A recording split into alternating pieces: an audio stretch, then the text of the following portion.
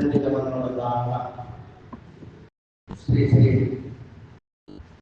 ಗುರುಸಾರ್ವಭೌಮರ 351ನೇ ಆರಾಧನಾ ಮಹೋತ್ಸವ ಇಡೀ ಜಗತ್ತಿನ ತುಂಬ ಎಲ್ಲರೂ ಮಾಡ್ತಾ ಇದ್ದಾರೆ.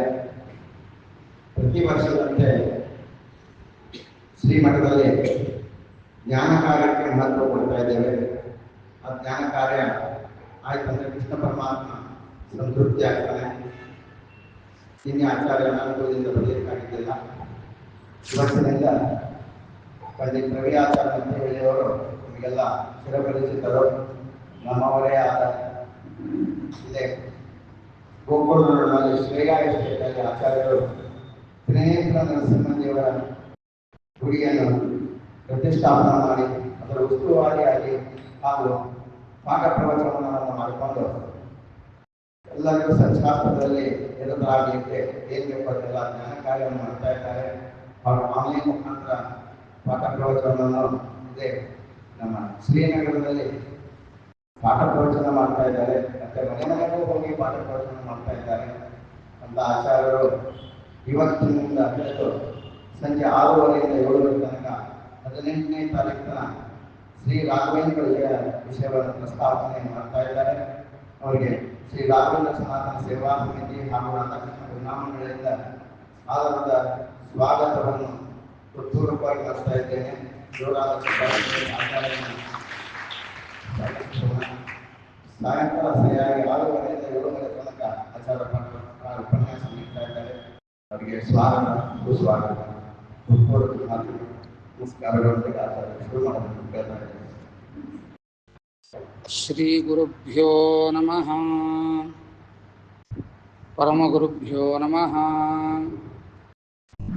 ಶ್ರೀಮದಾನಂದತೀರ್ಥ ಭಗವತ್ಪಾದಾಚಾರ್ಯ ಗುರುಭ್ಯೋ ನಮಃ. ಶ್ರೀ ವೇದವ್ಯಾಸಾಯ ನಮಃ. ಶ್ರೀ ವೇದವ್ಯಾಸಾಯ ನಮಃ.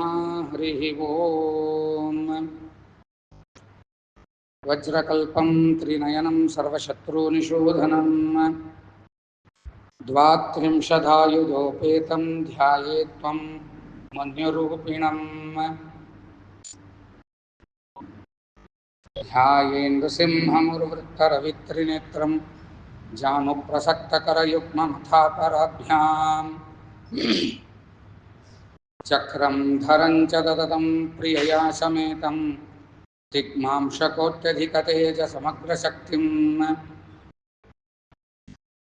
ಯಸ್ಯಾ ಕಟಾಕ್ಷಮಾತ್ರೇಣ ಬ್ರಹ್ಮರುದ್ರೇಂದ್ರಪೂರ್ವಕಾಃ ಸುರಾಸ್ವೀಯಪದಾನ್ಯಾಪುಃ ಸಾ ಲಕ್ಷ್ಮೀರ್ಮೇ ಪ್ರಸೀದತು. ಯೋ ವಿಪ್ರಲಂಬ ವಿಪರೀತಮತಿಪ್ರಭೂತಾನ್ ವಾದಾನ್ ನಿರಸ್ಯ ಕೃತವಾನ್ ಭುವಿ ತತ್ವವಾದಂ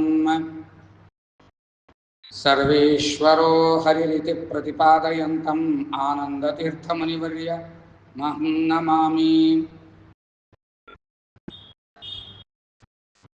ಚಿತ್ರೈಃ ಪದೈಶ್ಚ ಗಂಭೀರೈಃ ವಾಕ್ಯೈಮಾನೇನ ಖಂಡಿತೈಃ ಗುರುಭಾವಂ ವ್ಯಂಜಯಂತಿ ಭಾತಿ ಶ್ರೀ ಜಯತೀರ್ಥವಾಕ್. ಗುರುವಾದಧ್ವಾಂತರವಯೇ ವೈಷ್ಣವೇಂದೀವರೇಂದವೇ ಶ್ರೀ ರಾಘವೇಂದ್ರ ಗುರವೇ ನಮೋ ಅತ್ಯಂತದಯಾಳವೇ. ಸನಕಾದಿ ಸಮಾನ್ ಶಾಂತಾನ್ ಸದಾ ಸಚ್ಛಾತ್ರಪಾಠಕಾನ್ ವಂದೇ ಸತ್ಯಾತ್ಮತೀರ್ಥಾರ್ಯಾನ್ ಸತ್ಪ್ರಮೋದಕರಾಬ್ಜಜಾನ್. ವಿದ್ಯಾಪೀಠವಿದಾತಾರಂ ವಿದ್ಯಾವಾರಿಧೀಚಂದಿರಂ ವಿದ್ಯಾರ್ಥಿವತ್ಸಲಂ ವಂದೇ ಮಹಾಮಹಿಮಸದ್ಗುರುಂ. ಗೋಸ್ವಭಾವ ಇವ ಪುಂಸಾನ್ ಗುರುವನುಗ್ರಹಪಾತ್ರಕಾನ್ ಶಿಷ್ಯಾಯ ಸರ್ವಸ್ವದಾಯಕಾನ್ ವಂದೇ ವಿದ್ಯಾಗುರುಂ ಮಮ. ಶ್ರೀ ಗುರುಭ್ಯೋ ನಮಃ. ಹರಿ ಓಂ. ಹರಿ ಓಂ. ಹರಿ ಓಂ.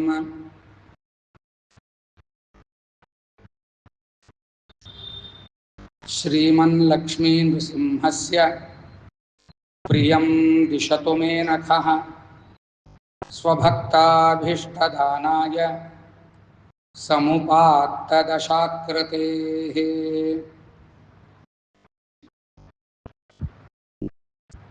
ಇವತ್ತಿನಿಂದ 18ನೇ ತಾರೀಕಿನವರೆಗೆ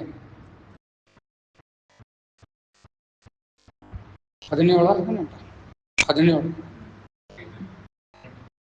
ತಾರೀಕಿನವರೆಗೆ ಶ್ರೀ ರಾಘವೇಂದ್ರ ವಿಜಯದ ಉಪನ್ಯಾಸವನ್ನು ಶಕ್ತಿ ಕಾಲನಿಯ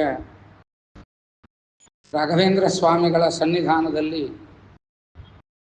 ಏರ್ಪಾಟು ಮಾಡಿದ್ದಾರೆ.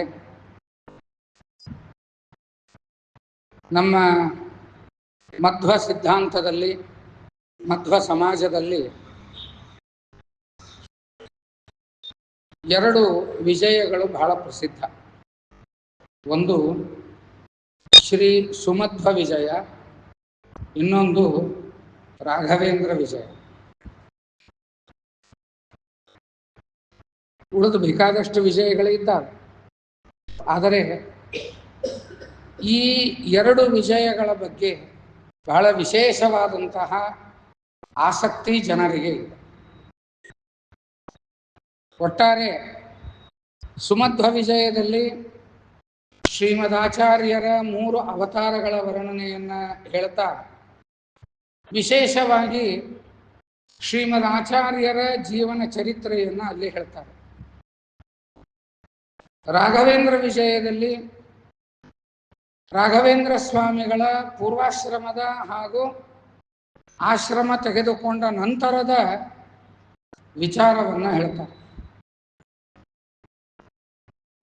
ಈ ರಾಘವೇಂದ್ರ ವಿಜಯ ಹಾಗೂ ಸುಮಧ್ವ ವಿಜಯದ ರಿಲೆವೆನ್ಸ್ ಏನು, ಯಾಕೆ ಇವುಗಳು 2 ಇಷ್ಟು ಮಹತ್ವವನ್ನು ಪಡೆದಿದ್ದಾವೆ ಅಂತಂದ್ರೆ, ಸುಮಧ್ವ ವಿಜಯವನ್ನು ರಚನೆ ಮಾಡಿದವರು ನಾರಾಯಣ ಪಂಡಿತಾಚಾರ್ಯ. ರಾಘವೇಂದ್ರ ವಿಜಯದ ರಚನೆಯನ್ನು ಮಾಡಿದವರು ಪಂಡಿತ ನಾರಾಯಣಾಚಾರ್ಯ. ಸ್ವಲ್ಪ ಪಂಡಿತ ಅಂತನ್ನುವುದು ಹಿಂದು ಮುಂದೆ ಆಗಿದ್ದು ಬಿಟ್ಟರೆ, ಇಬ್ಬರು ನಾರಾಯಣಾಚಾರ್ಯರು 2 ವಿಜಯಗಳನ್ನು ರಚನೆ ಮಾಡಿದರು. ಇನ್ನೂ ಒಂದು ಹೆಜ್ಜೆ ಮುಂದೆ ಹೋಗಿ, ಯಾವುದಾದರೂ ಒಬ್ಬ ವ್ಯಕ್ತಿಯ ಮಹಿಮೆಯನ್ನು ನಾನು ತಿಳಿಬೇಕು ಅಂತಂದ್ರೆ, ಅವರು ಜೀವಿತಾವಧಿಯಲ್ಲಿ ಅದನ್ನು ದಾಖಲು ಮಾಡಿದಾಗ ಅದಕ್ಕೆಷ್ಟು ಮಹತ್ವ ಇರ್ತದೋ, ಅವರು ಇಲ್ಲದೇ ಇರುವಾಗ ಅವರ ಬಗ್ಗೆ ನಾವು ಚರಿತ್ರೆಗಳನ್ನು ಹೇಳಿದರೆ ಅಷ್ಟು ಮಹತ್ವ ಇರೋದಿಲ್ಲ. ನಮಗೆ ಅವರ ಮೇಲೆ ವಿಶೇಷವಾದಂತಹ ಭಕ್ತಿ ಇದ್ದುದರಿಂದ ಎಷ್ಟೋ ವಿಷಯಗಳನ್ನು ಎಕ್ಸಾಜರೇಷನ್ ಮಾಡಿ ಹೇಳುವ ಸಾಧ್ಯತೆಗಳಿರ್ತವೆ. ವೈಭವೀಕರಣವನ್ನು ಮಾಡಿ, ಉದಾಹರಣೆಗೆ ನಮ್ಮ ಮನೆತನದ ಒಬ್ಬರು ಯಾರೋ ಆಚಾರ್ಯರು ಇದ್ದಾರೆ. ಆ ಮನೆತನದ ಆಚಾರ್ಯರನ್ನು ನಾನು ನೋಡಿಲ್ಲ. ಆ ಆಚಾರ್ಯರು ಬದುಕಿದ್ದಾಗಲೇನೆ ಅವರ ಚರಿತ್ರೆಯನ್ನು ಹೇಳುವ ಗ್ರಂಥ ರಚನೆ ಆಗಿದ್ದರೆ ಇಟ್ ಈಸ್ ಅಥೆಂಟಿಕ್. ಯಾಕಂತಂದ್ರೆ ಅವ್ರನ್ನ ಪ್ರತ್ಯಕ್ಷವಾಗಿ ನೋಡಿರ್ತಾರೆ, ನೋಡಿದ್ದನ್ನ ಬರೆದಿರ್ತಾರೆ, ಬರೆದಿದ್ದಕ್ಕೆ ಅದು ಮಹತ್ವವನ್ನು ಪಡೆದುಕೊಂಡಿರ್ತದೆ. ಈಗ ಬಂಡಿಹಾಳವರಿಗೆ ಗಾಂಧಿ ಬಗ್ಗೆ ಒಂದು ಪುಸ್ತಕ ಬರೀರಿ ಅಂತಂದ್ರೆ ಅವ್ರು ಹೆಂಗೆ ಬರೀಬೇಕು? 7-8 ಪುಸ್ತಕಗಳನ್ನು ನೋಡಬೇಕು. ಆ ಪುಸ್ತಕದಲ್ಲಿ ಹೇಳಿದ್ದು, ಅವರಿಗೆ ಸೇರಿದ್ದು, ಅವರು ಒಂದು ಗ್ರಂಥವನ್ನು ರಚನೆ ಮಾಡ್ತಾರೆ. ಸೊ ಅದು ಅಥೆಂಟಿಕ್ ಅಂತ ಆಗೋದಿಲ್ಲ. ಯಾಕೆ ಆಗೋದಿಲ್ಲ ಅಂತಂದ್ರೆ, ಆ ಗ್ರಂಥಕರ್ತೃಗಳು ಏನು ಬರೆದಿದ್ದಾರೋ ಅದನ್ನು ನೋಡಿ ಇವರು ಬರೆದಿದ್ದಾರೆ ಹೊರತಾಗಿ ಇವರು ಅದನ್ನು ಪ್ರತ್ಯಕ್ಷವಾಗಿ ಅನುಭವಿಸಿಲ್ಲ. ಆದ್ದರಿಂದ ಇವರು ಬರೆದಂತಹ ಗ್ರಂಥ ಅಥೆಂಟಿಕ್ ಅಲ್ಲ. ಸುಮಧ್ವ ವಿಜಯ ಶ್ರೀಮದಾಚಾರ್ಯರು ಇದ್ದಾಗಲೇನೆ ರಚನೆ ಆದದ್ದರಿಂದ ಅದು ಅಥೆಂಟಿಕ್. ರಾಘವೇಂದ್ರ ವಿಜಯ ಅವರು ಇದ್ದಾಗಲೇ ರಚನೆ ಆದದ್ದರಿಂದ ಅದು ಅಥೆಂಟಿಕ್. ಅಕಸ್ಮಾತ್ ಅಬಡ ಸಬಡ ಏನಾದರೂ ಬರೆದಿದ್ರು ಅಂತೇಳಂತಂದ್ರೆ ಅವಾಗಿಂದ ಅವಾಗೆ ತೆಗೆದು ಹಾಕು ಅಂತ ಹೇಳ್ತಿದ್ರು ಇಲ್ಲೋ? ಇಂಥದ್ದು ನಡೆದಿದೆ. ಪಂಡಿತಾಚಾರ್ಯರು ಶ್ರೀಮದ್ ಆಚಾರ್ಯರ ಹತ್ರ ಪಾಠಕ್ಕೆ ಕೂತಿದ್ರಂತೆ. ಪಾಠಕ್ಕೆ ಕೂತಾಗ ನೈವೇದ್ಯ ಬರ್ಬೇಕು. ಅವಾಗೆಲ್ಲ ಹೆಂಗೆ ಪಾಠ ಆಗ್ತಿತ್ತು, ಬೆಳಗ್ಗೆ ಎದ್ದ ಕೂಡಲೇ ಒಂದು ಅಘಮರ್ಷಣ ಸ್ನಾನವನ್ನ ಮಾಡಿ ತುಳಸಿ ತಗೊಂಡು ಬಂದು ಪಾಠ ಹೇಳಲಿಕ್ಕೆ ಕೂಡಬೇಕು. ಆಮೇಲೆ ಮತ್ತೆ ಎದ್ದು ಹೋಗಿ ಶುದ್ಧಾಭಿಷೇಕ ನೈವೇದ್ಯ ಎಲ್ಲ ಮಾಡಬೇಕು. ಇಡೀ ದಿನ ಮಡಿಲೇ ಇರ್ತಿದ್ರು. ಇವತ್ತು ಮಡಿಲೇ ಹೋದ್ವಿ ಅಂತಂದ್ರೆ ಯಾವಾಗ ಮಡಿ ಮುಗೀತದ ಅಂತ ಚಾಲು ಆಗಿರ್ತದೆ.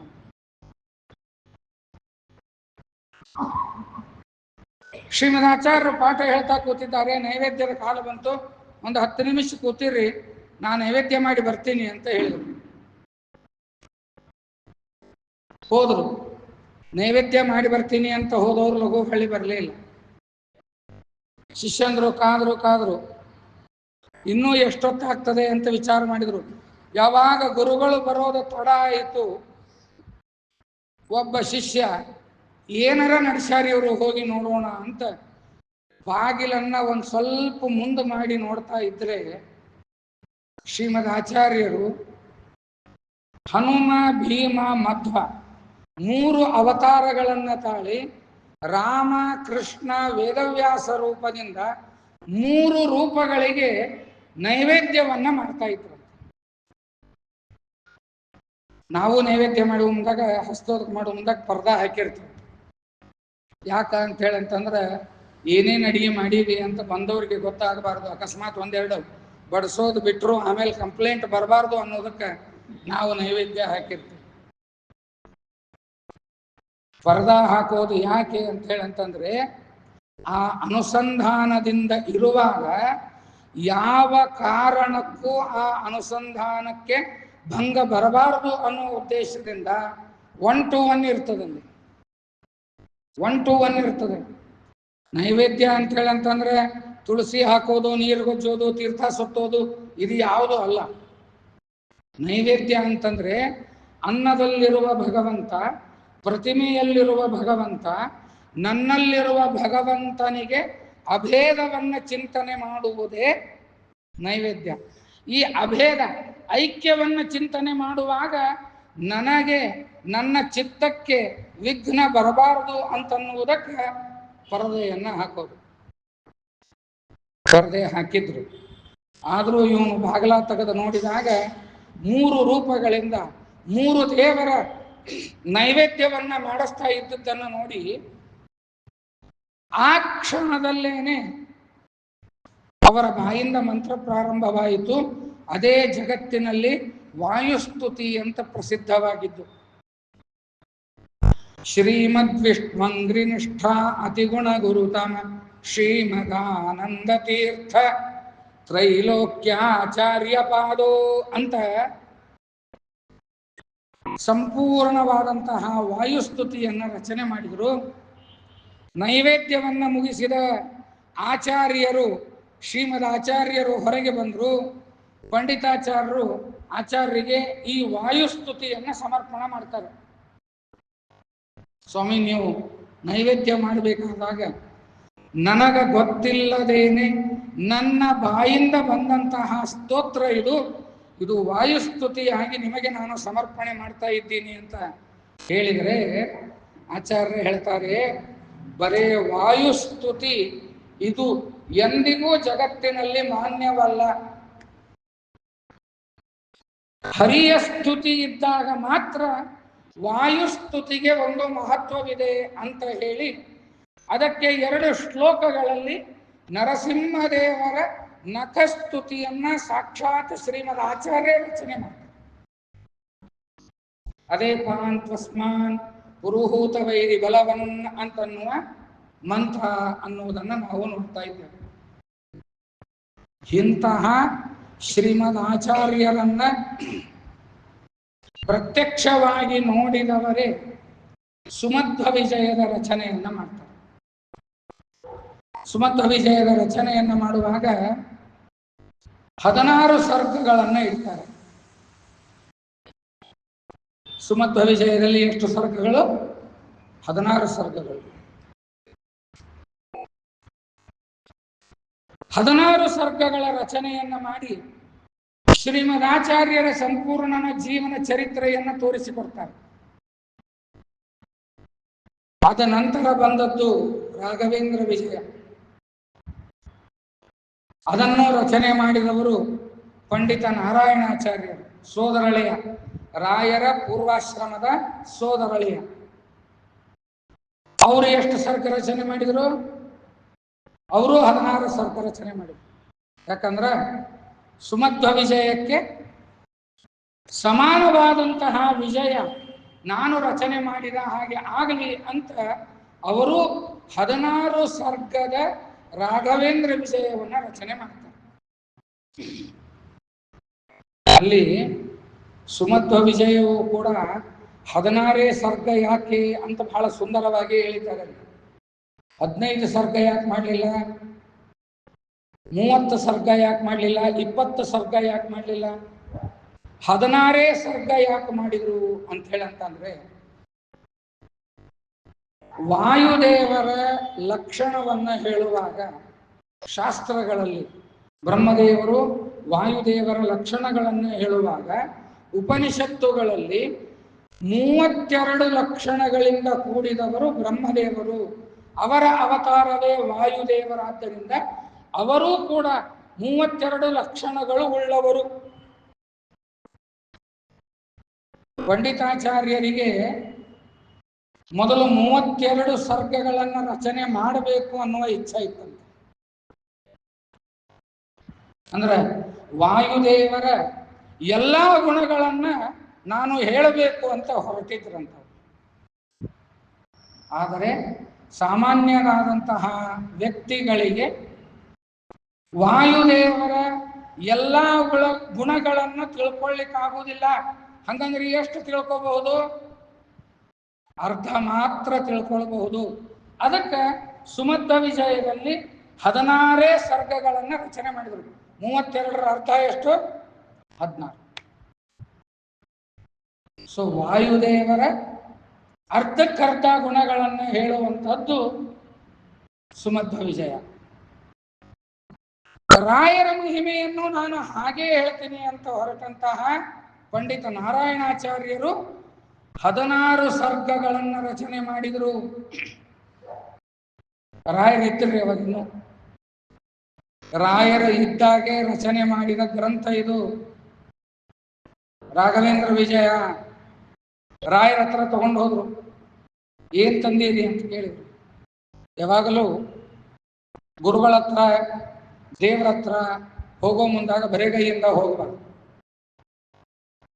ಇದು ಕಾಮನ್ ಸೆನ್ಸ್. ಇದು ಗುರುಗಳ ಹತ್ರ ಹೋಗಬೇಕಾದಾಗ ಫಲಪುಷ್ಪಗಳನ್ನು ತೆಗೆದುಕೊಂಡು ಹೋಗಬೇಕು. ಶ್ರೀಮದ್ ಆಚಾರ್ಯರು ಕೂಡ ಈ ಸಂಪ್ರದಾಯವನ್ನು ಇಟ್ಕೊಂಡವರೇ. ಮೊದಲನೇ ಸಲ ಬದರಿಕಾಶ್ರಮಕ್ಕೆ ವೇದವ್ಯಾಸ ದೇವರ ದರ್ಶನಕ್ಕೆ ಹೋಗುವಾಗ ಗೀತಾ ಭಾಷ್ಯ ಅಂತನ್ನುವ ಗ್ರಂಥವನ್ನು ರಚನೆ ಮಾಡಿ ಉಪಾಯನಂ ಆರ್ಪಯತ್ಸಹ, ಸುಮಧ್ವ ವಿಜಯದಲ್ಲಿ ಹೇಳ್ತಾರೆ, ಉಪಾಯನ ಉಡುಗೊರೆಯಾಗಿ ವೇದವ್ಯಾಸ ದೇವರಿಗೆ ಕೊಟ್ಟರು. 2 ಸಲ ಹೋದ್ರು. 2 ಸಲನೂ ಗೀತಾದ ಮೇಲಿನ ಟೀಕಾ ಟಿಪ್ಪಣಿಗಳನ್ನೇ ಬರ್ಕೊಂಡು ಶ್ರೀಮದ್ ಆಚಾರ್ಯರು ಹೋಗಿ ಕೊಟ್ಟರು. ಚಾತುರ್ಮಾಸಕ್ಕೆ ಹೋಗ್ತೇವೆ, ಗುರುಗಳ ಸನ್ನಿಧಾನಕ್ಕೆ ಹೋಗ್ತಾ ಇರಬೇಕಾದಾಗ ನಮಗ ಅವ್ರ ಮಂತ್ರಾಕ್ಷತೆ ಕೊಡ್ತಾರೆ, ನಾವೇನು ಕೊಡೋದು ಅಂತ ಹೋಗ್ಬಾರ್ದು. ಅವರಿಗೆ ಸೇರೋದು, ನನಗೆ ಯೋಗ್ಯತೆ ಇರೋದು ಏನದೋ ಅದನ್ನು ತಗೊಂಡು ಹೋಗಬೇಕು. ಅವರಿಗೆ ಸೇರುವುದಿರಬೇಕು, ನನ್ನ ಯೋಗ್ಯತೆಯೂ ಇರಬೇಕು. ಶ್ರೀಮದ್ ಆಚಾರ್ಯ ಗೀತಾಭಾಷ್ಯ ರಚನೆ ಮಾಡ್ಕೊಂಡು ಹೋಗ್ಯಾರ ವೇದವ್ಯಾಸ ದೇವರ ದರ್ಶನಕ್ಕಂತ ನೀವು ಗ್ರಂಥ ಬರ್ಕೊಂಡು ಹೋಗ್ಲಿಕ್ಕೆ ಆಗ್ತದನೋ? ಆಗುದಿಲ್ಲ. ನಮ್ಮ ಯೋಗ್ಯತೆ ಏನದ ಅದರ ಪ್ರಕಾರ ತಗೊಂಡು ಹೋಗ್ಬೇಕು. ನಮಗೆ ಏನೂ ಯೋಗ್ಯತೆ ಇಲ್ಲದೆ ಇದ್ದರೂ ಕನಿಷ್ಠ ಪಕ್ಷ ಒಂದು ತೆಂಗಿನಕಾಯಿ ಆದರೂ ತಗೊಂಡು ಹೋಗಿ ಸಮರ್ಪಣೆ ಮಾಡಿ ಒಡಿಸ್ಕೊಂಡು ನೈವೇದ್ಯ ಮಾಡಿಸ್ಕೊಂಡು ಗುರುಗಳಿಗೋ ಆಚಾರ್ಯರಿಗೋ ಹುಂಡಿ ಒಳಗೋ ಎಷ್ಟು ತಿಳಿತದ ಅಷ್ಟು ದಕ್ಷಿಣೆಯನ್ನ ಹಾಕಿ ಬರಬೇಕು. ನಮಗ ಹಂಗೆಲ್ಲ ಸ್ವಲ್ಪ ಗುರುವಾರ ದಿವಸ ಕಾಯಿ ಹೊಡ್ಸೋದು ಅಂತಂದ್ರೆ ವಜ್ಜನ ರೀ ನಮಗೆ.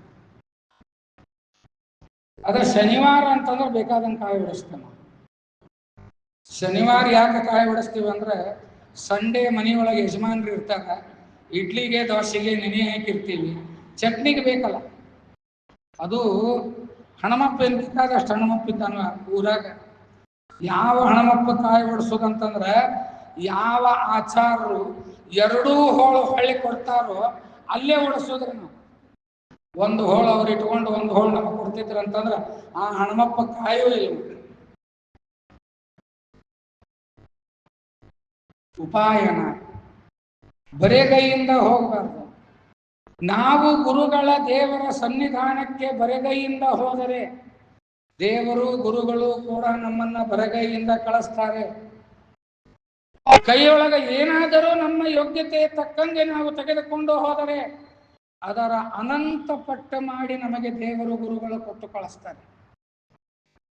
ರಾಯರ ದರ್ಶನಕ್ಕೆ ಬಂದರು ನಾರಾಯಣಾಚಾರ್ಯರು. 16 ಸರ್ಗದ ರಾಘವೇಂದ್ರ ವಿಜಯವನ್ನ ಕೊಟ್ಟರು. ರಾಯರು ನೋಡಿದರು, ಏನಿದು ರಾಘವೇಂದ್ರ ವಿಜಯ, ನಿಮ್ಮ ಮಹಿಮೆಯನ್ನ ಹೇಳುವುದನ್ನ ಇಲ್ಲಿ ಬರೆದೇನೆ. ಹೌದಾ, ಮೊದಲು ಅನುಮೋದನೆ ಮಾಡಿದ್ರು, ಬಹಳ ಸಂತೋಷ ಆಯ್ತು, ಬಹಳ ಕಷ್ಟಪಟ್ಟು. ನನ್ನ ಬಗ್ಗೆ ಯಾಕೆ ಬರದಿ, ಶ್ರೀಮದ್ ಆಚಾರ್ಯರ ಬಗ್ಗೆ ಬರಿಬೇಕಾಗಿತ್ತಲ್ಲ ಅಂತ. ಇದು ಒಂದು ಪದ್ಧತಿ ಅದ. ಯಾವಾಗಲೂ ದೊಡ್ಡವರು ತಮ್ಮನ್ನೇ ತಾವು ದೊಡ್ಡವರು ಅಂತ ಎಂದೂ ಅನ್ಕೊಳ್ಳೋದಿಲ್ಲ. ಇದೇ ಮಾತು ಪಂಡಿತಾಚಾರ್ಯರು ಸುಮಧ್ವ ವಿಜಯದ ರಚನೆಯನ್ನ ಮಾಡಿದಾಗ 16 ಸರ್ಗಗಳನ್ನ ರಚನೆ ಮಾಡಿ ಶ್ರೀಮದ್ ಆಚಾರ್ಯರಿಗೆ ಸಮರ್ಪಣೆ ಮಾಡಿದಾಗ ಶ್ರೀಮದ್ ಆಚಾರ್ಯರು ಇದನ್ನೇ ಹೇಳಿದರು. ನನ್ನ ಬಗ್ಗೆ ಯಾಕೆ ಬರೆದೇವೋ, ಪರಮಾತ್ಮನ ಬಗ್ಗೆ ಬರಿಬೇಕೋ ಬೇಡ.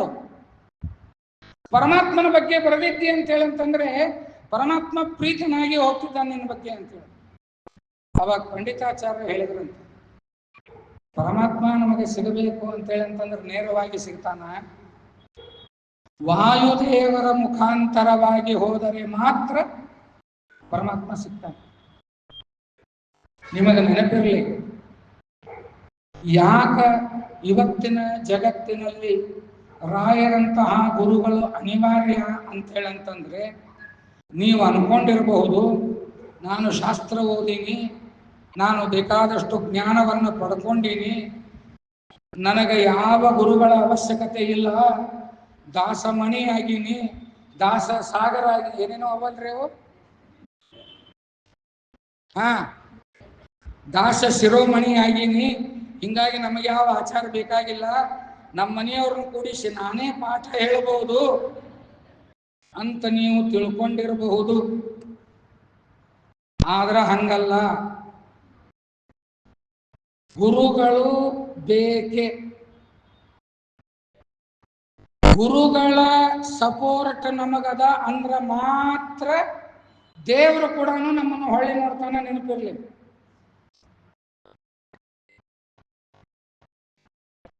ರಾಮಾಯಣದಲ್ಲಿ ಅದ್ಭುತವಾದ ದೃಷ್ಟಾಂತ ಕೊಡ್ತಾನೆ.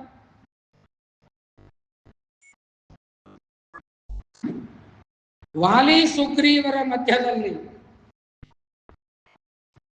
ಮಹಾಬಲಿಷ್ಠ ಯಾರು, ಸುಗ್ರೀವನ ವಾಲಿನ?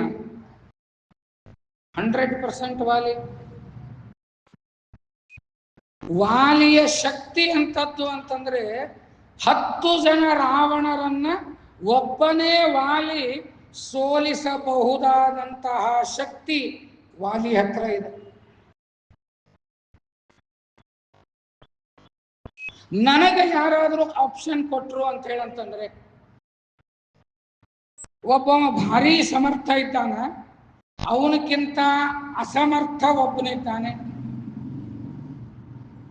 ಇವ್ರಿಬ್ರ ಪೈಕಿ ಒಬ್ಬರು ನಿನ್ ಜೊತೆಗೆ ಬರ್ತಾರ, ನಿನಗೆ ಯಾರು ಬೇಕು ಅವ್ರನ್ನ ಆರಿಸ್ಕೋ ಅಂತ ಹೇಳಂತಂದ್ರೆ ನಾನು ಯಾರನ್ನ ಆರಿಸ್ಕೋತೀನಿ? ಯಾರು ಶಕ್ತಿ ಇದ್ದಾನ ಅವನನ್ನ ಆರಿಸ್ಕೋತೀನಿ ನಾನು. ಭೂಭಾರ ಹರಣದ ಕೆಲಸ ಮಾಡಲಿಕ್ಕಾಗಿ ರಾಮದೇವರು ಭೂಮಿ ಮೇಲೆ ಅವತಾರವನ್ನು ಮಾಡಿದಾಗ ಕಪಿಗಳ ಸಹಾಯ ತೆಗೆದುಕೊಳ್ಳೋದು ಅನಿವಾರ್ಯ ಅಂತಾದಾಗ ರಾಮನ ಮುಂದೆ ವಾಲಿನೂ ಇದ್ದಾನ, ಸುಗ್ರೀವನೂ ಇದ್ದಾನ. ರಾಮದೇವರು ಯಾರ ಪಕ್ಷವನ್ನು ವಹಿಸಿದ್ರು? ಸುಗ್ರೀವನ ಪಕ್ಷವನ್ನು ವಹಿಸಿದ್ರೆ ಹೊರತಾಗಿ ವಾಲಿಯ ಪಕ್ಷವನ್ನು ವಹಿಸಲಿಲ್ಲ. ವಾಲ್ಮೀಕಿ ರಾಮಾಯಣ ಅದಕ್ಕೆ ಬೇರೆ ಕಾರಣ ಕೊಡ್ತದೆ. ವಾಲ್ಮೀಕಿ ರಾಮಾಯಣ ಕೊಡುವ ಕಾರಣ ಏನು ಅಂತ ಹೇಳಂತಂದ್ರೆ, ವಾಲಿ ಇವನು ಸರಿ ಇರಲಿಲ್ಲ, ಅದಕ್ಕಾಗಿ ಧರ್ಮವನ್ನ ಪಾಲನೆ ಮಾಡ್ತಿದ್ದಿಲ್ಲ ವಾಲಿ, ಸುಗ್ರೀವ ಧರ್ಮ ಪಾಲನೆ ಮಾಡ್ತಿದ್ದ. ಹೀಗಾಗಿ ರಾಮ ಸುಗ್ರೀವನ ಪಕ್ಷವನ್ನು ವಹಿಸಿದ ಅಂತ ಹೇಳ್ತಾರೆ. ಆದರೆ ಶ್ರೀಮದ್ ಆಚಾರ್ಯರು ಮಹಾಭಾರತ ತಾತ್ಪರ್ಯದಲ್ಲಿ ಸ್ಪಷ್ಟವಾಗಿ ಹೇಳ್ತಾರೆ, ಸುಗ್ರೀವನ ಪಕ್ಷವನ್ನ ರಾಮದೇವರು ಯಾಕೆ ವಹಿಸಿದ್ರು ಅಂತ ಹೇಳಂದ್ರೆ, ಸುಗ್ರೀವನ ಪಕ್ಷದಲ್ಲಿ ಗುರುವಾಗಿ ಹನುಮಂತ ದೇವರು ನೇರವಾಗಿ ಭಗವಂತನ ಸ್ಮರಣೆಯನ್ನ ಮಾಡಿದರೆ ಭಗವಂತ ನಮಗೆ ಒಲಿಯೋದಿಲ್ಲ. ಪರೀಕ್ಷಾ ಮಾಡಿ ನೋಡ್ರಿ. ಹೋಗ್ ಗುರುಗಳ ಜೊತೆಗೆ ಬಾನಿ, ಗುರುಗಳ ಮುಖಾಂತರವಾಗಿ ಬಾನಿ. ಅದಕ್ಕೆ ಪಂಡಿತಾಚಾರ್ಯರು ಶ್ರೀಮದ್ ಆಚಾರ್ಯರಿಗೆ ಹೇಳ್ತಾರೆ, ಭಗವಂತನ ಮಹಿಮೆಯನ್ನ ಬಿಟ್ಟು ವಾಯುದೇವರ ಮಹಿಮೆಯನ್ನ ನಾನು ಯಾಕೆ ರಚನೆ ಮಾಡ್ತಾ ಇದ್ದೀನಿ ಅಂತೇಳಂತಂದ್ರೆ, ವಾಯುದೇವರು ಜಗದ್ಗುರುಗಳು. ಮುಕುಂದನಲ್ಲಿ ನನಗೆ ಭಕ್ತಿ ಬರಬೇಕು ಅಂತೇಳಂತಂದ್ರೆ ಗುರುಗಳಾದ ವಾಯುದೇವರಲ್ಲಿ ಭಕ್ತಿ ಬರಬೇಕು. ಮುಕುಂದ ಭಕ್ತಿಯೈ ಗುರು ಭಕ್ತಿ ಜಾಯೈ ಸತಾಂ ಪ್ರಶಸ್ತ್ಯೈ ಚ ನಿರಂತರಾಯೈ ಗರೀಯಸಿಂ ವಿಶ್ವಗುರೋರ್ ವಿಶುದ್ಧಾಂ ವಕ್ಷಾಮಿ ವಾಯೋ ಅವತಾರ ಲೀಲಾಂ. ಮುಕುಂದನಲ್ಲಿ ಭಕ್ತಿ ಬರಬೇಕಾದರೆ ಗುರುಗಳಲ್ಲಿ ಭಕ್ತಿ ಮಾಡಬೇಕು. ಯಾರು ಗುರುಗಳಲ್ಲಿ ಭಕ್ತಿಯನ್ನ ಮಾಡ್ತಾರೋ ಅವರ ಭಕ್ತಿಯನ್ನೇ ಮುಕುಂದನೂ ಕೂಡ ಸ್ವೀಕಾರ ಮಾಡ್ತಾನೆ. ಆದ್ದರಿಂದ ನಾನು ಮೊದಲು ಜಗದ್ಗುರುಗಳಾದ ವಾಯುದೇವರ ಮಹಿಮೆಯನ್ನ ನಾನು ಹೇಳ್ತಾ ಇದ್ದೇನೆ ಅಂತ ಹೇಳಿ, ಅದೇ ಮಾತನ್ನ ನಾರಾಯಣಾಚಾರ್ಯರು ಮಂತ್ರಾಲಯ ಪ್ರಭುಗಳ ಮುಂದೆ ಹೇಳ್ತಾರೆ. ಶ್ರೀಮದ್ ಆಚಾರ್ಯರ ಮಹಿಮೆ, ಅವರು ಜಗದ್ಗುರುಗಳ ಹೌದು, ಆದರೆ ನನ್ನ ಕಣ್ಣಿನ ಎದುರಿಗೆ ಕಾಣ್ತಾ ಇರುವ ಕಲ್ಪವೃಕ್ಷ ಕಾಮಧೇನುಗಳಾದಂತಹ ನಿಮ್ಮ ಸ್ತೋತ್ರ ಮಾಡಬೇಕು ಅಂತ ನನಗನ್ನಿಸ್ತು. ಆದ್ದರಿಂದ ನಾನು ರಾಘವೇಂದ್ರ ವಿಷಯವನ್ನ ಮಾಡಿದ್ದೇನೆ, ಇದನ್ನು ಒಪ್ಪಿಸ್ಕೋಬೇಕು ಅಂತ ಹೇಳ್ತಾರೆ. ಆಗ ರಾಯರು ಕೇಳಿದ್ರು, ಎಷ್ಟು ಸರ್ಗವ ಇದು? 16 ಸರ್ಗ. 16 ಸರ್ಗ ಯಾಕ ಅಂತ ಹೇಳಂತಂದ್ರ, ಸುಮಧ್ವ ವಿಜಯನು 16 ಸರ್ಗ, ಅದಕ್ಕೆ ಸಮಾನವಾಗಿ ರಾಘವೇಂದ್ರ ವಿಜಯನೂ ಇರಲಿ ಅಂತ ಇದು 16 ಸರ್ಗ ಮಾಡೀನಿ ಅಂತೇಳಂತಂದ್ರೆ, ರಾಯರು ಒಂದು ಮಾತು ಹೇಳ್ತಾರೆ, ಜಗತ್ತಿನಲ್ಲಿ ಇರುವ ಜಗದ್ಗುರುಗಳು ಒಬ್ಬರೇ, ಅದು ಶ್ರೀಮದ್ ಆಚಾರ್ಯರು. ಅದಕ್ಕೆ ಸಮಾನವಾದ ವಿಜಯ ಇನ್ನೊಂದು ಇರಬಾರದು ಅಂಥೇಳಿ ಆ 16 ಸರ್ಗಗಳ ರಾಘವೇಂದ್ರ ವಿಜಯವನ್ನ ತುಂಗಭದ್ರಾದೊಳಗೆ ಒಗೆದು ಬಿಡ್ತಾರಂತ. ಪಾಪ ನಾರಾಯಣಾಚಾರ್ಯರು ಇಷ್ಟು ಕಷ್ಟಪಟ್ಟು ಆ ಗ್ರಂಥ ರಚನೆಯನ್ನ ಮಾಡ್ಕೊಂಡು ಹೋದ್ರೆ ಸುಮ್ಮನೆ ಇಟ್ಕೋಬೇಕು ಬೇಡ. ಈಗ ನಮ್ದು ನರಸಿಂಹದೇವ್ರ ಗುಡಿ ಅದ, ಈ ಟಿವಿ ಒಳಗೆ ಜ್ಯೋತಿಷ್ಯ ಕಾರ್ಯಕ್ರಮ ನೋಡೋರು ಭಯಂಕರ ಜನ. ಆ ಜ್ಯೋತಿಷ್ಯ ಕಾರ್ಯಕ್ರಮದೊಳಗೆ ಕೂತು ಮೊನ್ನೆ ನನಗೆ ನೆನಪದರಿ, ಹೋದ ಅಮಾವಾಸ್ಯೆ ಮುಂದೆ ಸಿಕ್ಕಾಪಟ್ಟೆ ಚಾಕ್ಲೇಟ್ಗಳು ದೇವರ ಕಟ್ಟಿ ಮುಂದೆ ಬಂದು ಇಡ್ತಿದ್ರು. ಬೆಳಿಗ್ಗೆ ಮಧ್ಯಾಹ್ನ ಒಂದು ಪಾಕೀಟು ಕೊಬ್ಬರಿ ಎಣ್ಣೆ, ಒಂದಿಷ್ಟು ಚಾಕ್ಲೇಟು, ಒಂದು ಪೆನ್ ತಂದು ಇಡ್ತಿದ್ರು. ಯಾಕ ಅಂತ ಗೊತ್ತಾಗ್ಲಿಲ್ಲ. ಬೆಳಿಗ್ಗೆ ಪೂಜೆಯೊಳಗೆ ಮಡಿಲೇ ಇರ್ತಿದ್ದೆ, ಜಪ ಕೂತಿದ್ದೆ. ಬರ್ತಿದ್ರು, ಇಡ್ತಿದ್ರು, ಹೋಗ್ತಿದ್ರು. ಇದು ಯಾಕೆ ಚಾಕ್ಲೇಟ್ ದೇವ್ರಿಗೆ ಹೊಸದೇನು ಚಾಲು ಆಗ್ಯದ? ನಾನು ಅನ್ಕೊಂಡೆ ನರ್ಸಪ್ಪಗೆ ಚಾಕ್ಲೇಟ್ ಬೇಕಾಗಿರ್ಬೇಕು, ಯಾರ್ದೋ ಕನಸ್ನಾಗ ಹೋಗಿ ಹೇಳ್ಯಾನ, ಬಂದು ಕೊಟ್ಟಾರ ಬಿಡು ಅಂತ ನಾನು ಸುಮ್ ಕೂತೆ. ಸಾಯಂಕಾಲ ಸ್ವಸ್ತಿ ವಾಚನ ಮಂಗಳಾರತಿ ಮಾಡೋ ಮುಂದಾಗ ಒಂದು 4 ಜನ ಬಂದರು. ತಮ್ಮ ಮಗಳ ಕಡೆಯಿಂದ ಇಡಿಸ್ಲಿಕ್ಕತ್ರು. ಯಾಕ್ರಿ ಇದನ್ನ ಕೇಳಿಕತ್ರಿ? ಇಲ್ರಿ, ಇವತ್ತು ಯಾವುದೋ ಒಂದು ಚಾನಲ್ ಹೇಳಿದ್ರು, ನೆನಪಿಲ್ಲ. ಆ ಚಾನಲ್ದೊಳಗೆ ಜ್ಯೋತಿಷಿ ಹೇಳ್ಯಾರ, ಇವತ್ತಿನ ದಿವಸ ಯಾರು ವಿಷ್ಣುವಿನ ಗುಡಿಗೆ ಹೋಗಿ ಚಾಕ್ಲೇಟು, ಪೆನ್ನು, ಕೊಬ್ಬರಿ ಎಣ್ಣೆ ಕೊಟ್ಟು ಬರ್ತಾರ ಅವ್ರ ತಲೆ ಶಾರ್ಪ್ ಆಗ್ತದ.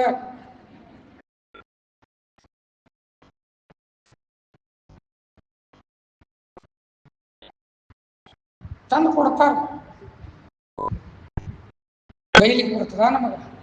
ಏನ್ ಕೆಟ್ಟಿದ್ದೀರಿ ನೀವು, ದೇವ್ರೇನು ಚಾಕ್ಲೇಟ್ ತಿಂತಾನೇನೋ ಅಂತಂದು ಅವ್ರ ಮುಂದೆ ಅಂದು ಹೊರಗೆ ಹಾಕ್ಲಿಕ್ಕೆ ಆಗ್ತದ ನಮಗ?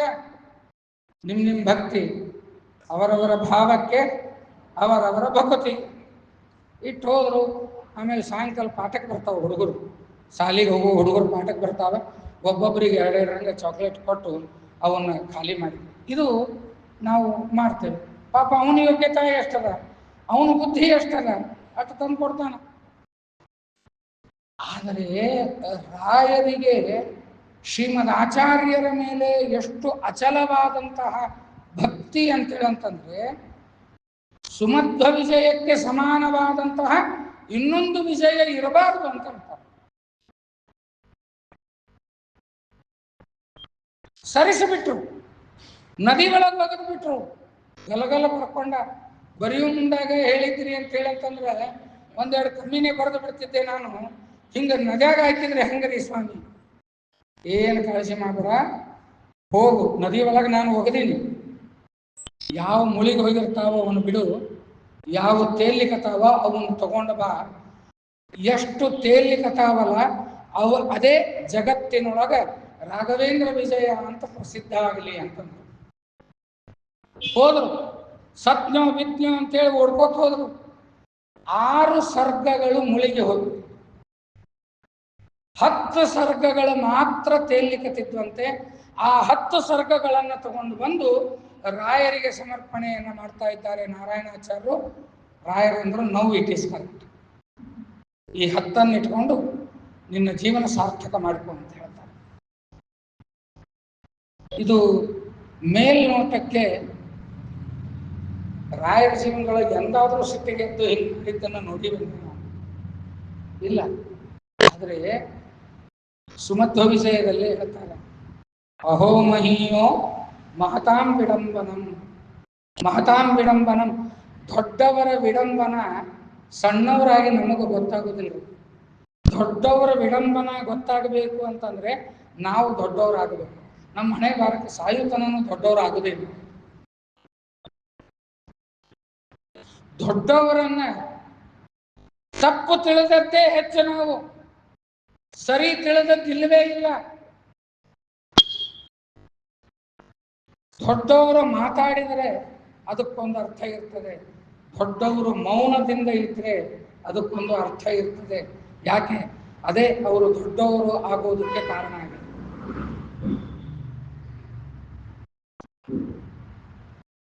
ಪರಮ ಪೂಜ್ಯ ರಾಘವೇಂದ್ರ ಸ್ವಾಮಿಗಳ ಮಠಾಧೀಶರು ಶ್ರೀ 1008 ಶ್ರೀ ಸುಷಮೀಂದ್ರ ತೀರ್ಥ ಶ್ರೀಪಾದಂಗಳವರು ನಡೆದಾಡುವ ರಾಯರು ಅಂತ ಪ್ರಸಿದ್ಧರಾದವರು. ಅವರ ಒಡನಾಟದಲ್ಲಿ ನಾನಿದ್ದೆ. ದೇವರ ಪೂಜೆಯನ್ನ ಮಾಡಿ ಬಂದ ಮೇಲೆ ಅರ್ಧ ತಾಸು ಅವರನ್ನ ಯಾರೂ ತಡೆಯುತ್ತಿದ್ದಿಲ್ಲ, ಅವರು ಕೂಡ ಯಾರನ್ನೂ ಮಾತಾಡಿಸ್ತಿದ್ದಿಲ್ಲ. ಯಾಕಂತಂದ್ರೆ ಅವ್ರ ಬಾಯಿಂದ ಏನು ಬರ್ತದೆ ಆ ಅರ್ಧ ತಾಸು 1 ತಾಸು ಅದು ಖರೆ ಆಗ್ತದೆ. ಅವ್ರ ಅನುಗ್ರಹ ಮಾಡಿ ಒಬ್ರು ಯಾರೋ ಹೇಳಿದ್ರು, ಅವ್ರ ಬಾಯಿಂದ ಪೂಜೆ ಮುಗಿದ್ಕೊಳ್ಳಿ ಅವ್ರ ಬಾಯಿಂದ ಬಂದದ್ದು ಖರೆ ಆಗ್ತದೆ ಅಂತ ಹೇಳಿ 4 ಹೆಣ್ಣು ಹೊಟ್ಟಿದ್ವು. ಅವ್ನು 5ನೇದು ಹೆಣ್ಣು ಆಗಬೇಕಾಗಿತ್ತು. ಪೂಜೆ ಮುಗಿದ್ಕೊಳ್ಳಿ ಅವರು ಮಂತ್ರಾಕ್ಷತೆ ಕೊಟ್ಟರು ಅಂತಂದ್ರೆ ಖರೆ ಆಗ್ತದ ಅಂತೇಳಿ ಹಗಲ ಮುಗಲ ಹೋಗಿ ಕಾಡ್ಲಿಕ್ಕಂತ, ಹೋಗೋ ದೊಡ್ಡ ಇದು ಹೆಣ್ಣೆ ಆಗ್ತದೆ ಹೋಗಂತಂದ್ಬಿಟ್ರು. ಅಕ್ಷರಶಃ 5ನೇದ್ದು ಹೆಣ್ಣೆ ಆಯ್ತಂತ. ದೊಡ್ಡವರು ಮಾತಾಡಿದ್ರೂ ಒಂದು ಅರ್ಥ ಇರ್ತದೆ, ದೊಡ್ಡವರು ಮೌನಕ್ಕೂ ಒಂದು ಅರ್ಥ ಇರ್ತದೆ. ಅಲ್ಲಿ ರಾಮಾಯಣದ್ದೇ ಒಂದು ಪ್ರಸಂಗವನ್ನು ಹೇಳ್ತೇನೆ. ಸೀತಾದೇವಿಯನ್ನ ಅಪಹಾರ ಮಾಡಿಕೊಂಡು ಹೋಗುವಾಗ ಶಕ್ತಿ ಇಲ್ಲದೆ ಇರುವ ಜಟಾಯು ರಾವಣನ ಜೊತೆಗೆ ಹೊಡೆದಾಡಿದ. ಎಲ್ಲಿ ತನಕ ಹೊಡೆದಾಡಿದ ಅಂದ್ರೆ ಸಾಯು ತನಕ ಹೊಡೆದ. ಯಾಕಂತಂದ್ರೆ ಸೀತಾಮಾತೆಯನ್ನ ರಾವಣ ಅಪಹಾರ ಮಾಡಿಕೊಂಡು ಹೋಗ್ತಾ ಇದ್ದಾನೆ, ರಾಮನ ಸೇವಾ ನನ್ನ ಕೈಲಿ ಆದಷ್ಟು ಮಾಡೋಣ ಅಂತ ಜಟಾಯು ಹೋಗಿ ಹೊಡೆದಾಡಿ ಸತ್ತ. ಇದೇ ಸೀತೆಯನ್ನ ಇದೇ ರಾವಣ ಅಪಹಾರ ಮಾಡಿಕೊಂಡು ಹೋಗುವಾಗ ಇದೇ ಹನುಮಂತ ದೇವರು ನೋಡಿದರೂ ನೋಡದೇ ಇದ್ದಂತೆ ಸುಮ್ಮನೆ ಕೂತ್ರು. ನೆನಪದ ಇಲ್ಲ ಕಥೆ ನಿಮಗೆ ಗೊತ್ತಿಲ್ಲ, ಸ್ವಲ್ಪ ನೆನಪು ಮಾಡಿ ಕೊಡ್ತೀನಿ. ರಾಮ ಸೀತೆಯನ್ನು ಹುಡುಕೊಂಡು ಹೋಗುವಾಗ ಸುಗ್ರೀವ ಮತ್ತು ರಾಮರ ಗೆಳೆತನ ಆಗ್ತದೆ. ಗೆಳೆತನ ಆದ ಮೇಲೆ ಸುಗ್ರೀವ ಹೇಳ್ತಾನೆ, ರಾವಣ ಒಂದು ಹೆಣ್ಣನ್ನ ಹೊತ್ಕೊಂಡು ಹೋಗುವ ಮುಂದಾಗ ನಾನು ಹನುಮ ಇಲ್ಲೇ ಕೆಳಗೆ ಕೂತಿದ್ವಿ, ಆಕಾಶ ಮಾರ್ಗದಲ್ಲಿ ಹೋಗುವಾಗ ಆ ಸ್ತ್ರೀ ತನ್ನ ಆಭರಣಗಳನ್ನ ಸರಗಿನೊಳಗೆ ಕಟ್ಟಿ ಒಗದ್ಲು. ಅದು ಹೌದೋ ಸೀತಂದೋ ಹೌದೋ ಅಲ್ಲೋ ನೋಡು ಅಂತ ಹನುಮಂತ ದೇವರ ಕಡೆಯಿಂದ ಸುಗ್ರೀವ ತರಿಸಿ ರಾಮದೇವರಿಗೆ ತೋರಿಸ್ತಾನೆ. ಅಂದ್ರೆ ಏನಿದರ ಅಭಿಪ್ರಾಯ? ಸೀತಾದೇವಿ ಹಾರ್ಕೊಂಡು ಹೋಗುವ ಮುಂದಾಗ ಹನುಮನು ನೋಡಿದ, ಇಬ್ರು ನೋಡಿದವರು. ಜಟಾಯುವು ನೋಡಿದ, ಹನುಮನು ನೋಡಿದ. ಜಟಾಯು ಶಕ್ತಿ ಮೀರಿ ಪ್ರಯತ್ನ ಮಾಡಿ ಸಂಹಾರ ಮಾಡಲಿಕ್ಕೆ ಮಾಡಿದ, ಸಾಯು ತನಕ ಬಡ್ದಾಡ್ದ. ಆದ್ರೆ ಹನುಮಂತ ದೇವರು ಎಲ್ಲ ಗೊತ್ತಿದ್ರು ಸುಮ್ ಕೂತ್ರು. ಇದೇ ಪ್ರಸಂಗಕ್ಕೆ ಹೇಳುವುದು ಅಹೋ ಮಹಿಯೋ ಮಹತಾಂ ವಿಡಂಬನಂ. ದೊಡ್ಡವರ ವಿಡಂಬನ ದೊಡ್ಡವರಿಗೆ ಅರ್ಥ ಆಗುತ್ತೆ. ನೋಡ್ರಿ, ಜಟಾಯು ಹೊಡೆದಾಡಿ ಸೋಲೋದು ನಿಶ್ಚಿತವಿತ್ತು. ರಾವಣನನ್ನ ಗೆಲ್ಲಿಕ್ಕೆ ಜಟಾಯುವಿಗೆ ಆಗ್ತಿರ್ಲಿಲ್ಲ. ಹಿಂಗಾಗಿ ಅದು ಪ್ರಯತ್ನ ಮಾಡಿದ್ದು ಸರಿ. ಅಕಸ್ಮಾತ್ ಹನುಮಂತ ದೇವರು ಏನಾದರೂ ಹೋಗಿ ರಾವಣನನ್ನ ತಡೆದಿದ್ರೆ ಹನುಮಂತ ದೇವರು ಸೋಲ್ತಿದ್ರು, ರಾವಣ ಸೋಲ್ತಿದ್ನು? ಆಬ್ವಿಯಸ್ಲಿ ರಾವಣನೇ ಸೋಲ್ತಿದ್ದ. ರಾವಣ ಸೋತಿದ್ದ ಅಂತಂದ್ರೆ ಸೀತಮ್ಮನನ್ನ ಅಲ್ಲೇ ಇಳಿಸ್ಕೊಂಡು ಬಿಡ್ತಿದ್ದ. ಮುಂದೆ ಇಡೀ ರಾಮಾಯಣ ಆಗ್ತಾನೇ ಇರಲಿಲ್ಲ. ಅದಕ್ಕೆ ದೊಡ್ಡವರು ಏನು ಮಾಡಿದರೂ ಅದಕ್ಕೊಂದು ಅರ್ಥ ಇರ್ತದೆ. ಆ ಅರ್ಥ ಮಾಡಿಕೊಳ್ಳುವಷ್ಟು ಜ್ಞಾನವನ್ನು ನಾವು ಬೆಳೆಸ್ಕೋಬೇಕು. ಮಂತ್ರಾಲಯ ಪ್ರಭುಗಳು 16 ಸರ್ಗದ ರಾಘವೇಂದ್ರ ವಿಜಯವನ್ನ ನದಿಯಲ್ಲಿ ಹಾಕಿ 6 ಮುಳುಗಿ ಹೋಗಿ 10 ತೇಲಿ ಬಂದು ಆ 10ನ್ನ ಇಟ್ಕೊಂಡು ನೀನು ಜೀವನವನ್ನ ಸಾರ್ಥಕ ಮಾಡಿಕೋ ಅಂತನ್ನುವುದರ ಹಿಂದಿನ ಅಭಿಪ್ರಾಯ. ಮೊದಲನೇದ್ದು, ಸುಮಧ್ವ ವಿಜಯಕ್ಕೆ ಸಮಾನವಾದ ವಿಜಯ ಇರಬಾರದು ಅಂತನ್ನುವುದು ಒಂದು. ಎರಡನೇದ್ದು, 6 ಮುಳುಗಿಸಬೇಕು.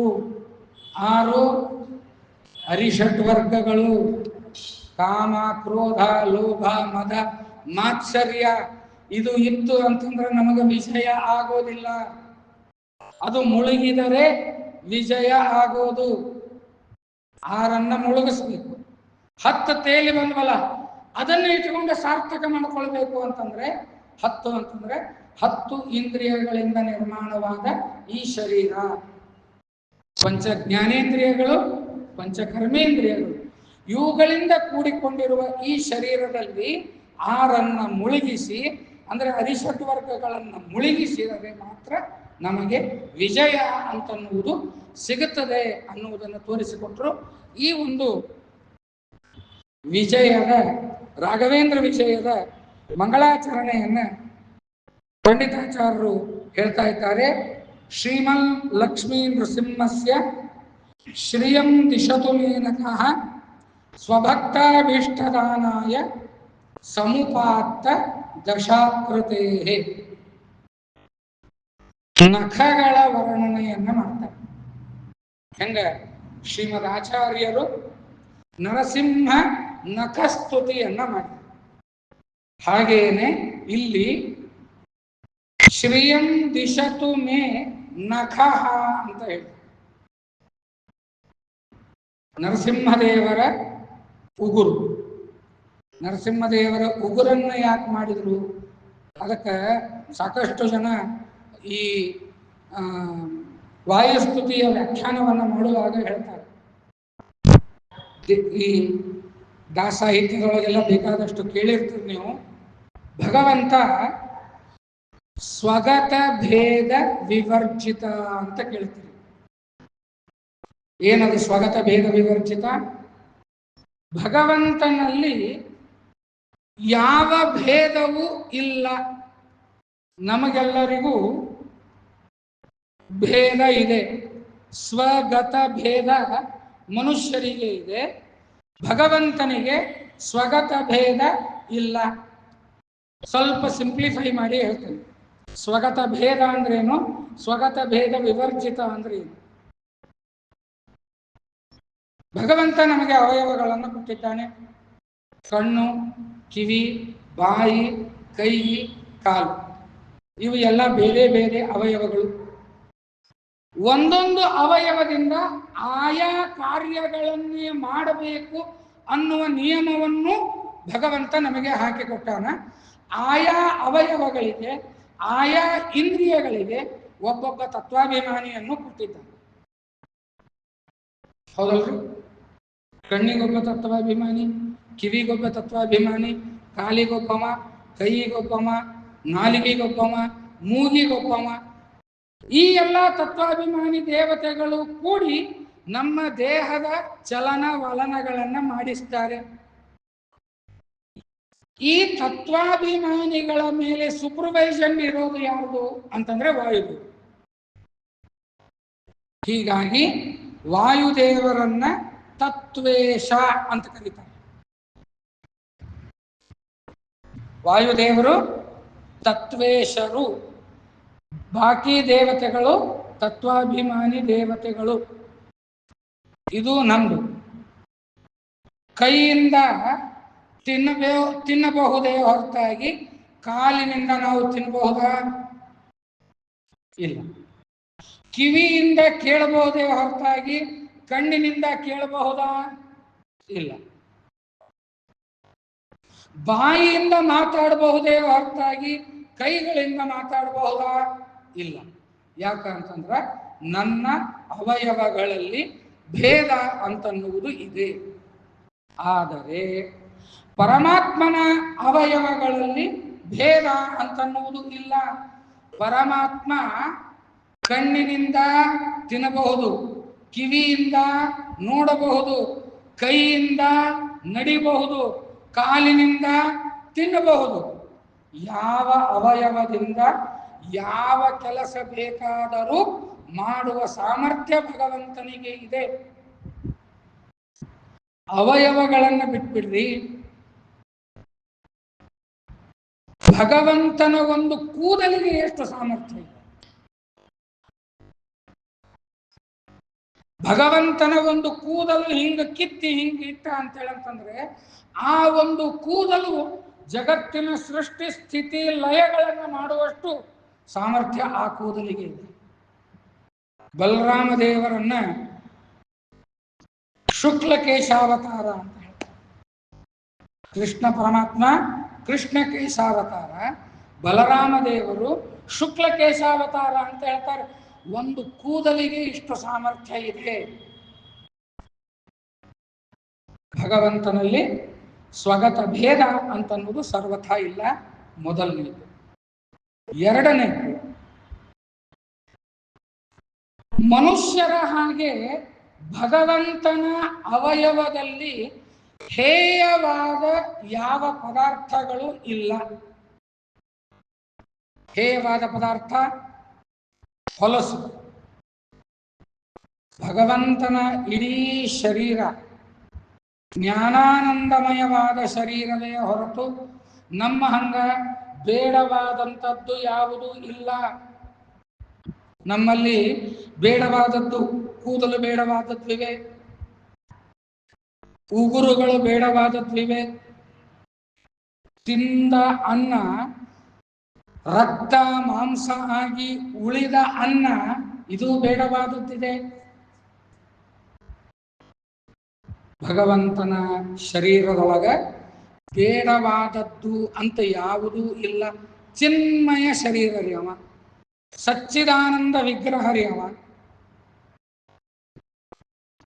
ಸ್ವಲ್ಪ ಟೆಕ್ನಿಕಲ್ ಆಗಿ ಅನ್ನಿಸ್ಬಹುದು ನಿಮಗೆ, ತಿಳ್ಕೊಳ್ಳಿ. ಇದೊಂದು ಪ್ರಸಂಗ ಅದ, ತಿಳ್ಕೊಳ್ಳೋಣಂತ. ಜ್ಞಾನಾನಂದಮಯವಾದ ಶರೀರ ಅಂತಂದ್ರೆ ಹೆಂಗದಂತ ತಿಳ್ಕೋಬೇಕು. ಅದನ್ನ ಚಿನ್ಮಯ ಶರೀರ, ಜ್ಞಾನಮಯವಾದ ಶರೀರ ಅಂತ ಹೇಳಿದ್ರೆ ಹೆಂಗ ತಿಳ್ಕೊ. ಈಗ ನಂದು ಕೈ ಬೇರೆ ಅದ, ಕೈ ಬೇರೆ, ಕಾಲು ಬೇರೆ ಅದ, ಕೂದಲು ಬೇರೆ ಅದ, ಕಣ್ಣು ಬೇರೆ ಅದ, ಉಗುರು ಬೇರೆ ಅದ. ದೇವರದ ಹಂಗಲ್ಲ. ಕಣ್ಣು ಜ್ಞಾನಮಯನೇ, ಕೂದಲನು ಜ್ಞಾನಮಯನೇ, ಕೈ ಜ್ಞಾನಮಯ, ಕಾಲು ಜ್ಞಾನಮಯ. ಪರಮಾತ್ಮನ ಅವಯವದಲ್ಲಿ ಏನೇನು ನೋಡ್ತಿರೋ ಎಲ್ಲವೂ ಜ್ಞಾನಮಯನೇ. ಇದಕ್ಕೊಂದು ದೃಷ್ಟಾಂತ ಕೊಡ್ತೀನಿ. ಅಕ್ಕನ ತಲೆಯೊಳಗೆ ಹೋಗ್ತು. ಈ ತುಳಸಿ ಲಗ್ನದ ಟೈಮಕ್ಕೆ ಸಕ್ಕರೆ ಹಚ್ಚಿ ಮಾಡ್ತಾರೆ ಗೊತ್ತ. ಮೊದಲೆಲ್ಲ ಮನ್ಯಾಗ ಮಾಡ್ತಿದ್ರು, ಈಗ ಇಲ್ಲೇ ದುರ್ಗದ ಬೈಲೊಳಗೆ ಸಿಗ್ತಾವ ಅಂತ ಹೇಳಿ ನಾವೆಲ್ಲ ಅಲ್ಲೇ ಹೋಗಿ ತಂದು ಬಿಡುವುದಾಗಿದೆ. ಮೊದಲೆಲ್ಲ ನಮ್ಮ ಹಿರಿಯರು ಮನೆಯೊಳಗೆ ಮಾಡ್ತಿದ್ದನ್ನು ನೋಡಿವು ನಾವು. ಅರ್ಶಿನ ಪುಡಿ ಹಾಕಿ ಅದೇ ಕಲರ್ ಹಚ್ಚು ಮನೆಯೊಳಗೆ ಪಾಕ ಮಾಡಿ ಹಾಕಿ ಕಟ್ಟಿಟ್ಟು ಒಂದನೇ ಸಲ ಅದು ಕೆಡ್ತಿದ್ವು, ಮತ್ತೆ ಎರಡನೇ ಸಲ ಮಾಡ್ತಿದ್ರು. ಕೆಟ್ಟಿದ್ದನ್ನು ತಗೊಂಡು ಮತ್ತೆ ಸಕ್ಕರೆ ಹೋಳಿಗೆ ಮಾಡ್ತಿದ್ವು. ಇವು ಎಲ್ಲ ನೋಡಿವು. ಈಗಿನ ಹುಡುಗರಿಗೆ ಇವೆಲ್ಲ ಮನ್ಯಾಗ ಮಾಡ್ತಿದ್ರೇನು ಅಂತಾನೆ ದೊಡ್ಡ ಆಶ್ಚರ್ಯ ಆಗ್ತದೆ. ಸಕ್ರಿ ಅಚ್ಚಿನೊಳಗ ಒಂದು ಆಕಳ ಮಾಡಿರಿ ಅಂತ ಇಟ್ಕೊಂಡ್ರಿ. ಹೌದಾ? ಆ ಸಕ್ರಿ ಅಚ್ಚಿನ ಆಕಳಕ್ಕ ಕೋಡದ, ಬಾಲ ಅದ, ಕಿವಿ ಅದ, ಕಾಲದ, ಎಲ್ಲ ಅದನೋ ಇಲ್ಲ, ಎಲ್ಲ ಅದ. ಕೋಡ್ ಎದರ್ದದ? ಸಕ್ರಿನೇ. ಕಾಲು ಎದರ್ದದ? ಸಕ್ರಿನೇ. ಬಾಲ ಎದರ್ದದ?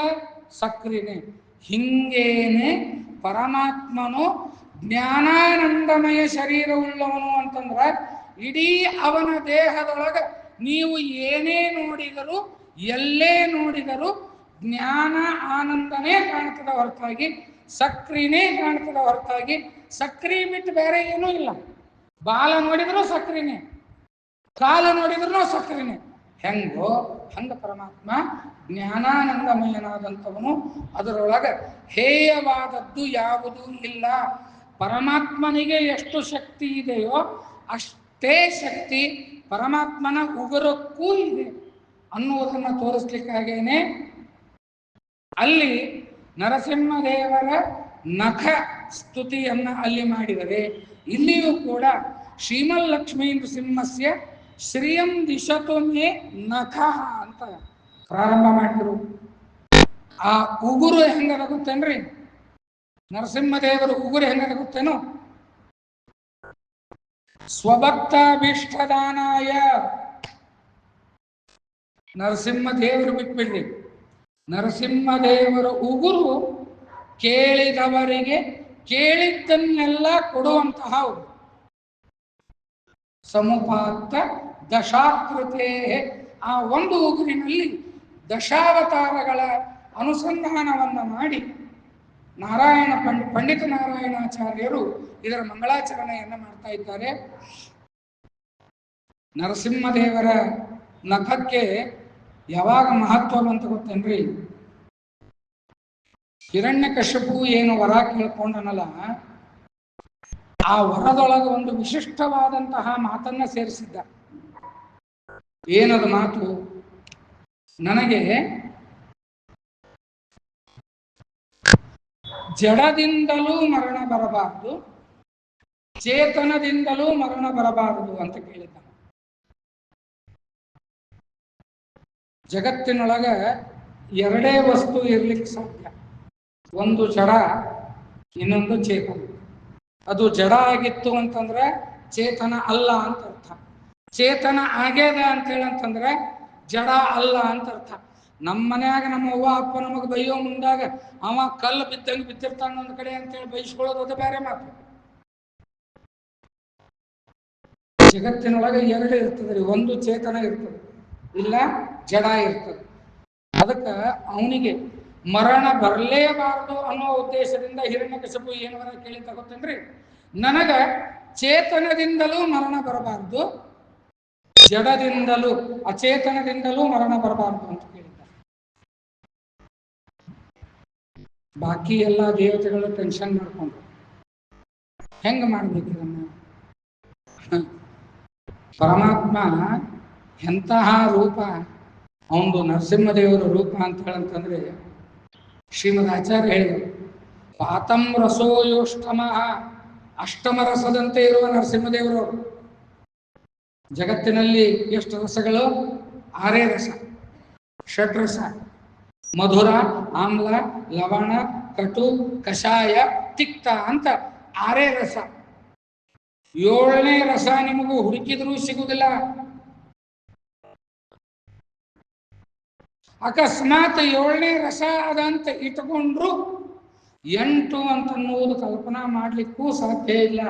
ಕಲ್ಪನಾತೀತವಾದ ರಸ ಇದು 8ನೇ ರಸ. ಅದಕ್ಕೆ ಶ್ರೀಮದ್ ಆಚಾರ್ಯರು ನರಸಿಂಹದೇವರ ಸ್ತೋತ್ರವನ್ನು ಮಾಡುವಾಗ ಪಾತಂ ರಸೋಯೋಷ್ಟಮ, ಅಷ್ಟಮ ರಸದಂತೆ ಇರೋ ನರಸಿಂಹದೇವರೇ ನಮ್ಮನ್ನು ಕಾಪಾಡ್ರಿ ಅಂತ. ಯಾಕಂತಂದ್ರೆ ಕಲ್ಪನಾತೀತವಾದ ರೂಪ.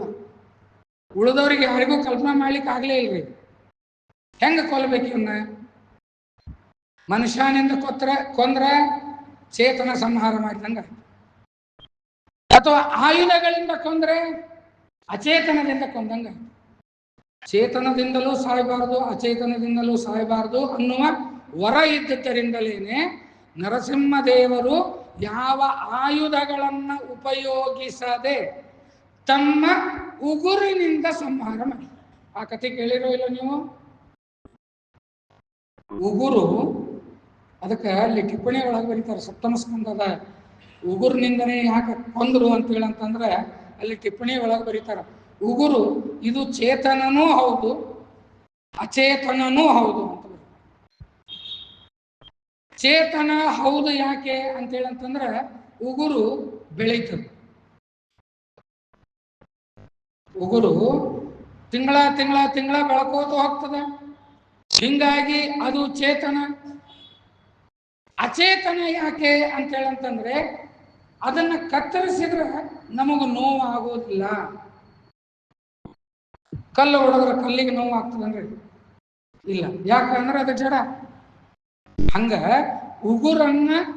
ಉಗುರಿಗೆ ಒಂದು ವೇಳೆ ಉಗುರು ಚೇತನವಾಗಿದ್ದರೆ ಕತ್ತರಿಸಿದರೆ ನೋವಾಗಬೇಕು, ನೋವಾಗ್ತದೇನು? ಇಲ್ಲ. ಆದ್ದರಿಂದ ಅದನ್ನ ಅಚೇತನ ಅಂತ ಹೇಳ್ಬೇಕು. ಅಚೇತನ ಆಗಿದ್ರೆ ಎಲ್ಲಿರ್ತದೆ ಅಲ್ಲೇ ಇರಬೇಕು. ಹಂಗಿರ್ತದೆ ಅನ್ನೋದು ಇಲ್ಲ, ತಿಂಗಳ ತಿಂಗಳ ಬೆಳೀತದೆ. ಅದಕ್ಕೆ ಇಡೀ ಜಗತ್ತಿನಲ್ಲಿ ಚೇತನವೂ ಹೌದು ಅಚೇತನವೂ ಹೌದು ಆಗಿ ಇರುವ ಏಕೈಕ ವಸ್ತು ಅಂತಂದ್ರೆ ಅದು ಉಗುರು. ಆ ಉಗುರಿನಿಂದ ನರಸಿಂಹದೇವರು ಹಿರಣ್ಯಕಶಿಪುವನ್ನು ಸಂಹಾರ ಮಾಡಿದ್ರು. ಆ ಉಗುರು ಬೇರೆ, ಆ ಉಗುರು ಬೇರೆ ಅಲ್ಲ, ನರಸಿಂಹದೇವರು ಬೇರೆ ಅಲ್ಲ ಅನ್ನುವುದನ್ನು ತೋರಿಸ್ಲಿಕ್ಕಾಗೇನೆ ನರಸಿಂಹದೇವರ ನಖಸ್ತುತಿಯನ್ನ ಶ್ರೀಮದ್ ಆಚಾರ್ಯರು ಮಾಡಿದರೆ ರಾಘವೇಂದ್ರ ವಿಜಯದಲ್ಲಿ ಮಂಗಳಾಚರಣೆಯಲ್ಲಿ ಶ್ರಿಯಂ ದಿಶತು ಮೇ ನಖಃ ಅಂತ ನಖದ ಸ್ತೋತ್ರವನ್ನ ಮಾಡಿದ್ದಾರೆ. ಅದೇ ರೀತಿಯಾಗಿ ಇನ್ನು ತಮ್ಮ ಪರಮಗುರುಗಳು, ತಮ್ಮ ಗುರುಗಳು, ಪರಮಗುರುಗಳು, ಪರಮೇಶ್ವರಿ ಗುರುಗಳು ಇವರು ಎಲ್ಲರ ಸ್ತೋತ್ರವನ್ನ ಮಾಡ್ತಾ ಇದ್ದಾರೆ. ಯಾವ ರೀತಿಯಾಗಿ ಮಾಡ್ತಾರೆ ಅಂತ ಅನ್ನೋದನ್ನ ನಾವು ನಾಳಿನ ದಿವಸ ತಿಳಿಯೋಣ ಅಂತ ಹೇಳ್ತಾ, ಇವತ್ತು ಒಂದು 10 ನಿಮಿಷ ತಡ ಮಾಡಿ ಬಂದು 10 ನಿಮಿಷ ತಡವಾಗಿ ಮುಗಿಸಿದ್ದೇನೆ. ನಾಳೆ ಹೀಗಾಗೋದಿಲ್ಲ. ಸರಿಯಾಗಿ 6:30 ಅಂದರೆ 6:30ಗೆ ಪ್ರಾರಂಭವಾಗ್ತದೆ, 7:30 ಅಂತಂದರೆ 7:30ಗೆ ಮುಕ್ತಾಯವಾಗ್ತದೆ ಅಂತ ಹೇಳ್ತಾ ಇವತ್ತಿನ ಅನುವಾದವನ್ನು ಮುಗಿಸ್ತಾ ಇದ್ದೇನೆ. ಅಸ್ಮದ್ ಗುರು ಅಂತರ್ಗತ ಶ್ರೀಮದ್ ರಾಘವೇಂದ್ರ ತೀರ್ಥ ಗುರು ಅಂತರ್ಗತ ಭಾರತೀಯ ರಮಣ ಮುಖ್ಯ ಪ್ರಾಣ ಅಂತರ್ಗತ ಮಧ್ವೇಶಾರ್ಪಣಮಸ್ತು ಶ್ರೀ ಕೃಷ್ಣಾರ್ಪಣಮಸ್ತು.